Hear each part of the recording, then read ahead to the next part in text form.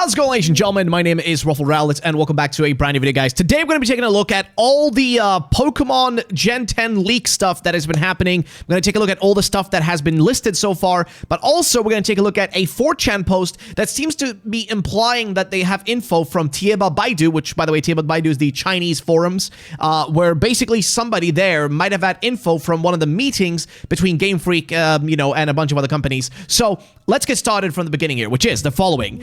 Nin Quasartico here basically made a recap compilation of all the stuff we know about Generation 10. Now, if you guys haven't seen my last two videos, I'm going to just give you a summarization. Basically, a lot of people have gotten their hands on different types of information. Moot, a community member of sorts, he's gone around and shared Gen 10 information that presumably he's gotten from either the Terra Leaker or someone else, but that's not really the end of it. He shared what Gen 10 is going to be like, and also one of the big features about it, which is these sort of like god Pokemon or god creatures of sorts, as well as certain Pokemon getting like turning into almost apostles, like ascending beyond just Pokemon, levels and becoming almost gods of sorts. So basically, here's a recap of what Moot said around the gimmick for Gen 10 and all the potential Pokemon said so far that could be getting forms. This is info supposedly coming from a 4-hour investors meeting that took place after the Switch 2 Direct. So here is what it says. We're going to go from one by one, go through everything here. We're going to go from the top here, which is going to be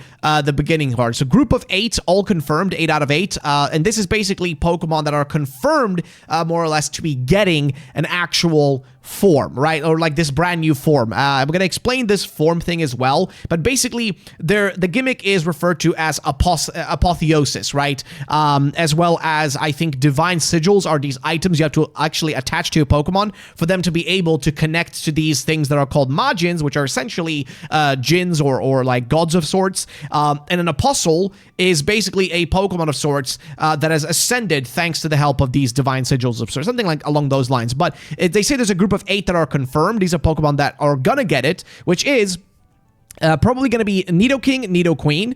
There's going to be some sort of monkey Pokemon from Gen 10, so a Pokemon from actually Generation 10. Source said that it had multiple forms, and they showed 2 Apostle designs. Then G3 and G4 is Gardevoir Gallade. K7 is Komodo Komala Kartana, one of them. It's not all of them, but one of them. Then M1 is either Machamp, Mr. Mime, Marowak, Moltres, Mewtwo, or Mew. D5 is Druddigon, Darmanitan, and Durant. So any of those Pokemon, everything we just listed there, out of all those, 8 of those are going to be actual Pokemon getting these forms that are confirmed. Again, things can change, but they are confirmed. Also, another thing that was confirmed is that there's going to be 120 new Pokemon plus regional forms, 32 Pokemon planned to receive the Apostle to be decided gimmick. 70 Pokemon are actually in their final stages of development, though. So out of those 120, 70 are actually being fully completed, and the remaining 50 or so are not confirmed as of yet, if they're actually going to be in the game. But hey, 120 would be sick. Then a group of 41 have been proposed. So there was actually 41 Pokemon proposed to get these special forms, but only about, 8 have been confirmed, and about 21 are actually going to get it, according to this. So V1 is Venusaur, C1 is Charizard, B1 is Blastoise, at least that's what people are guessing. R8 is Rillaboom, C8 is Cinderace, I8 is Inteleon, I7 is Incineroar, P3, M3 is Plusle at least what people are guessing. P4, M4, Fione, Manaphy, R3 would be Regirock, Regice, Registeel, C9, CA, or C9, A9 is Ceruledge and Armarouge. Then we also have K2 and T2, which is Kingdra and Tyranitar. B7, Blacephalon have suggested all Ultra Beasts, only specifically named this one.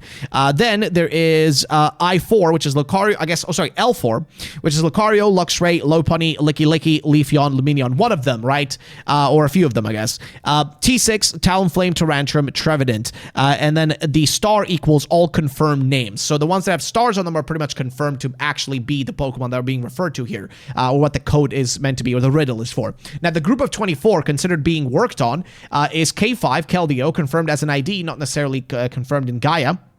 K6 Klefki, W2 Wobbuffet, F3 Flygon, and S8 Surfetched. Flygon getting some love would be sick. Then T9, Tinkaton, Terrapagos, Tatsugiri, Toadschool, B5, Buffalint, Braviary, Bishop, Beheem? What? I have no... Beheem? Beheem? Is that a Pokemon I've never heard of? Am I crazy? I don't recognize that. What? maybe I'm crazy. Beartick, and then A6, Aegis Aurorus, Aromatus, jeez. Aromatus, there we go. Avalug, M7, Mimikyu, Minior, Mudsdale, Melmetal, Magirna, Marshadow, and then M5, Masharna, Mienshao, Maractus, Mandibuzz, Meloetta, any of those. B4, Bibarel, Bastiodon, Bronzong. D1, it could be Dugtrio, it could be Dragonite, Ditto, or Dugong. P1 could be Parasect, Pidgeot, Persian, Pinsir, and R1 could be Raichu, Raticate, and Rapidash. Then they explain here, Divine Sigils, which are these items, are items connected to Majins. An apostle who prays to this item receives its blessings, gaining a form of change and stat buff.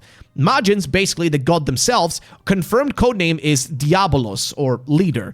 Then we're given a few examples. Poseidon, co-founder and leader. Hades, co-founder and leader. There you go. Then Vessels, particularly powerful Pokemon possessed by the Majin, can shape islands into their image. One of them could potentially be, 1D could be potentially Deoxys, Dialga, Darkrai, Diancie, is what people have been guessing. The second one could be Poseidon, a Vessel, and then Hades, a Vessel. So those are the ones that have been mentioned so far.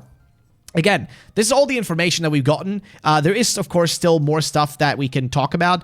There's still a lot of things that can be said. But yeah, I've been looking through what's being said by, of course, Sol, because Sol has been sharing a lot of this stuff. But yeah, it's a crazy time right now. In case you guys haven't been like paying attention, it is a bit insane to say the least. So let me know what you guys think about all this in the comment section down below. And before we, clean up all this, just keep in mind, this is all rumors. So a lot of this stuff could end up being fake, and they actually may not actually go through with it and actually include this. The whole apostles thing, the Majins, the gods, all this kind of stuff, that could all be just dumped at the end of the day, and they could end up just not doing anything with it.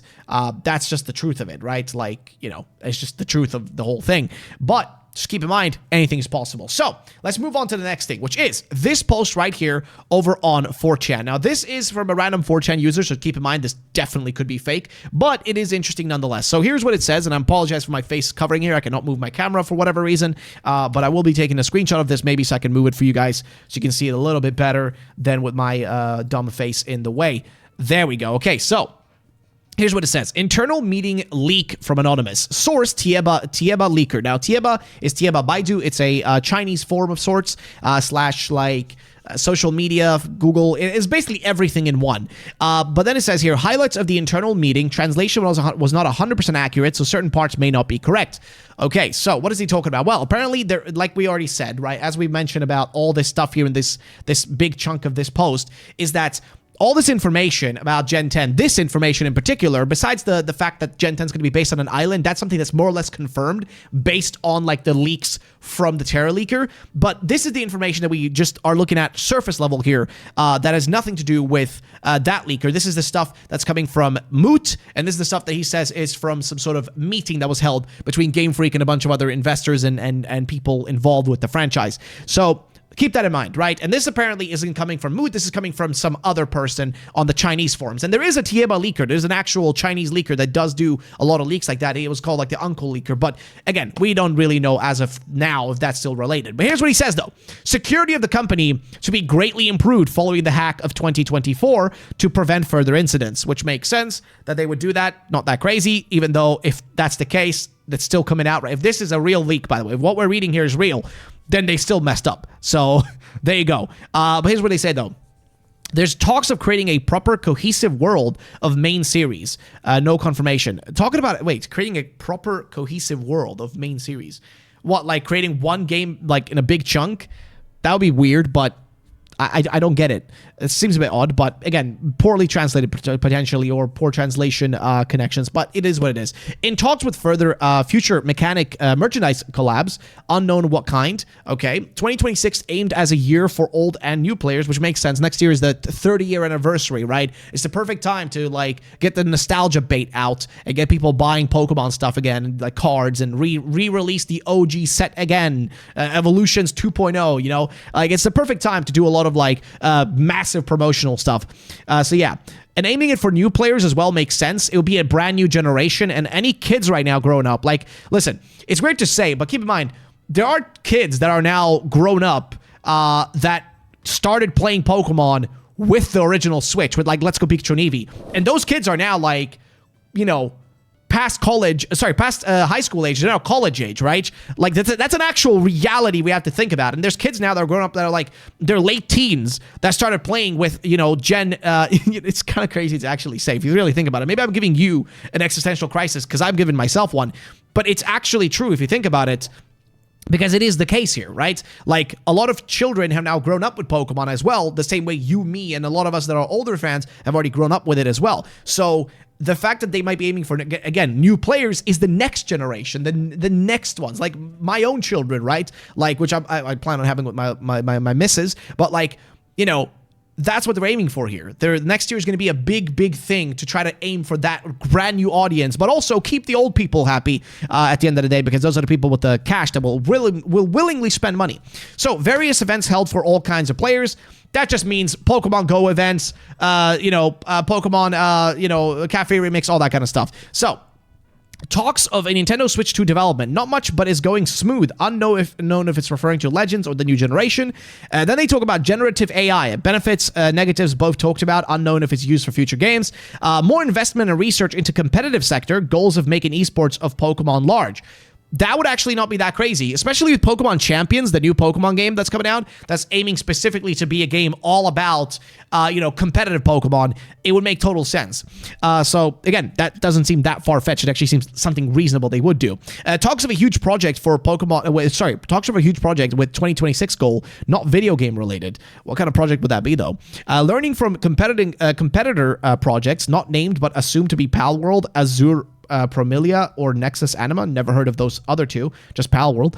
Aiming for more language options in future games. Could be mainline or spin-off. Okay. Trainer designs to be sexually toned down. Okay, interesting. But still trying to get an iconic and lasting design. Well, they haven't really... It makes me wonder if this post is like fake, because to be fair though, that's something they might want to do, because remember, in that giant Terra leak, there was a lot of, like explicit things implied with the designs of certain Pokemon and characters and stuff. So keep that in mind. That could make sense. Maybe I'm crazy. I don't know. But I feel like that's going to maybe piss some people off in a fucked up way. To me, I don't really care. At the end of the day, I don't give a shit. As long as they make cool designs. That's all I care about. Make cool designs of Pokemon and characters. That's all I care about. But it's going to piss some weirdos off. Either way. Moving on, though, they say that older regions will be revisited through a modern lens in future revisits. Talks seemed like diversifying certain aspects of older regions. So, changing the way they do remakes, potentially. Maybe that's what they're talking about. Questions on if to bother with gender education in future projects with fears of... Okay, I don't know what that's going to do with anything, but all right. Discussions on education, educating the young audience on modern topics in future projects. I don't know if the game or animation related. Talk about LGBT characters potentially in the storytelling. Topic changed quickly away. Cinematic work is still planned for future, but will be more sparse, unlike the past. Cinematic work. So they're talking about, I guess, the anime / movies. Oh, movies, right. Because we haven't done the Pokemon movie in forever. And then they talk about TCG Pocket discussion, not important. New content is being added steadily and will be for years as project is a major success in the mobile space. I guess it is. I haven't played it. It's literally banned here, so there you go. Pokemon Go talk. Not much will change after the new company as to prevent any damage to the brand image. Lots of complaints on social media, but game is strong. Not really a lot of big stuff, but still nice to see the talk behind the scenes. But yeah, that is pretty much the summarization of what was said in this post. This doesn't seem that far-fetched. This seems like very realistic what's being mentioned here. We're not seeing like Generation 10 is going to have an all-out Pokemon war and there's going to be 700 new Pokemon. It's not like crazy stuff like that. It actually sounds like a reasonable thing and actual stuff they would talk about on a investors meeting behind closed doors where investors are only involved. It doesn't sound that crazy. Let's just put it like in layman's terms here. It doesn't sound that insane. So there you go. That's at least my thought process. But yeah, ladies and gentlemen, that's going to be it for today's video. Thank you all for watching. I'll be seeing you guys in the next one. Peace out and bye-bye.